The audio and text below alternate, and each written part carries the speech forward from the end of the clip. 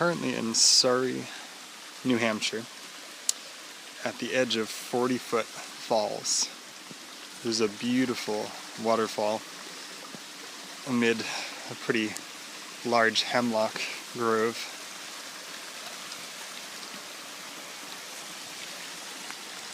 And just on the way in, I saw 7 or 8 wild edible and medicinal plants.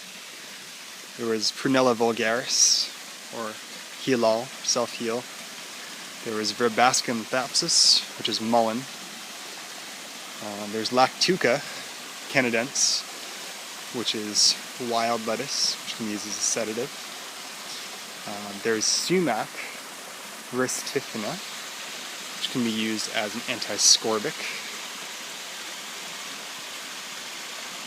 And there's also Sambucus nigrum, which is black elderberry.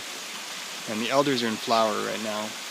And an elderflower tincture is an amazing way to support immune system function in children and in adults.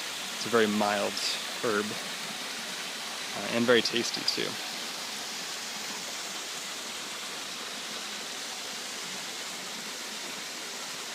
One of the interesting things about hemlocks is that the new growth has this very tangy, citric sort of taste.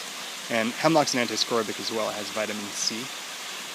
So you can take the new growth tips and eat a small handful of those, and that covers your vitamin C needs for the day. And it's interesting, we used to be able to synthesize vitamin C from our diet previously, but it became so pervasive in our diet that our body stopped creating it because there's no need to produce it anymore because it was abundant in our diet. But it's ironic that people in the 1700s were dying lack of vitamin C, scurvy, when plants like this were all around this area. And it was the native people of this landmass that told them they could consume pine plants, all of which are edible, and ward off scurvy. But these young growth points, even the older ones can be steeped into a tea, but the young ones are more tender. They have a line underneath them. It's kind of hard to see in this video. As opposed to a yew. A yew is a very particular looking tree with opposite leaves. And these are kind of sporadically opposite. They're almost alternate on there. But what's really indicative of a hemlock is the growth pattern. They grow in deciduous forests like this area. And they're very prevalent. When there's one, there's usually quite a few of them. And if you look for the small white lines that run along the leaf tips there. And then of course the smell and taste. Yew contains Taxol, which is an anti-cancer constituent.